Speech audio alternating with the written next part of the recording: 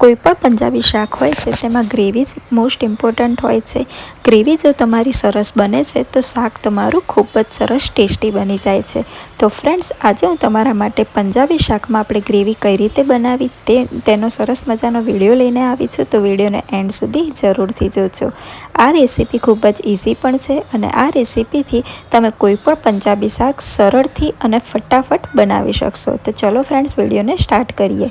तो अहीं मैं ग्रेवी बनाववा माटे डूंगળી અને ટામેટાને આ રીતે મોટા શેપમાં સુધારી લીધા હતા। ત્યાર પછી તેને તેલમાં સાંતળી લીધા હતા। ડુંગળી મેં 3 નંગ લીધી છે અને ટામેટા મેં 2 નંગ લીધા છે। ડુંગળી ટામેટાને તેલમાં સરસ મજાના આપણે સાંતળી લેવાના છે। અધકચરા આપણા ડુંગળી ટામેટા તેલમાં સંતળાઈ જાય એટલે લસણની કળીઓ ઉમેરી લેવાની છે। લસણ પણ મેં અહીં થોડું વધારે જ ઉમેરી લીધું છે। તમે લાલ મરચાં પણ ઉમેરી શકો છો। લાલ મરચાંથી પણ ટેસ્ટ ખૂબ જ સરસ આવી જાય છે। કોઈપણ પંજાબી શાક બનાવવું હોય તેમાં તમે આ ગ્રેવી જરૂરથી બનાવજો। કોઈપણ પંજાબી શાકમાં આ ગ્રેવી ચાલી જાય છે અને આ ગ્રેવીથી પંજાબી શાક ખૂબ જ સરસ બનશે। તો હવે ફ્રેન્ડ્સ, આપણી ડુંગળી ટામેટાં અને લસણ સરસ મજાના તેલમાં સંતળાઈ ગયા છે। 4 થી 5 મિનિટ સુધી ફ્રેન્ડ્સ તમે આ રીતે તેને સાંતળતા રહેશો એટલે ડુંગળીમાં ટામેટામાં થોડો બ્રાઉન કલર આવી જશે। તરત જ આપણે તેને તેલમાંથી નીકાળી લેવાના છે।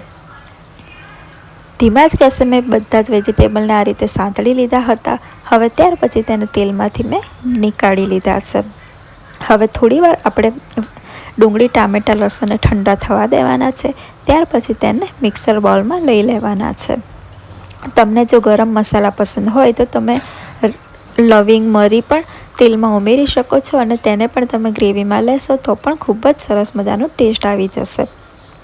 તો હવે ફ્રેન્ડ્સ, મેં મિક્સર બાઉલમાં ડુંગળી ટામેટાં લસણ લઈ લીધા છે।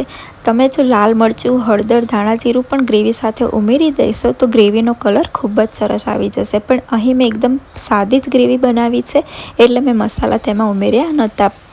તો હવે આપણી ગ્રેવી પણ સરસ મજાની ક્રશ થઈ ગઈ હતી તો તેને મેં તેલમાં આ રીતે ઉમેરી લીધી છે। તેલમાં ઉમેરી લીધા પછી ગ્રેવીને ધીમા જ ગેસે સાંતળતા રહેવાનું છે જ્યાં સુધી તેનું બધું જ પાણી ઉકળી ન જાય। 4 થી 5 મિનિટ સુધી ફ્રેન્ડ્સ આ રીતે આપણે ગ્રેવીને સાંતળતા રહેશું એટલે ગ્રેવીના છાંટા ઉપર ઉડે છે એટલે સમજી લેવાનું ગ્રેવી તૈયાર। તો ફ્રેન્ડ્સ, હવે આપણી સરસ મજાની ગ્રેવી તૈયાર થઈ ગઈ છે। આ રીતે ગ્રેવી પહેલાં તૈયાર કરી લેવાની। ત્યાર પછી કોઈ પણ પનીરની તમે સબ્જી બનાવતા હોય કે પાલક પનીર બનાવતા હોય, કોઈ પણ પંજાબી શાક બનાવતા હોય તે પાછળથી હવે તમારે એડ કરી લેવાનું જેથી કરી આપણું પંજાબી શાક ખૂબ જ સરસ બની જાય છે।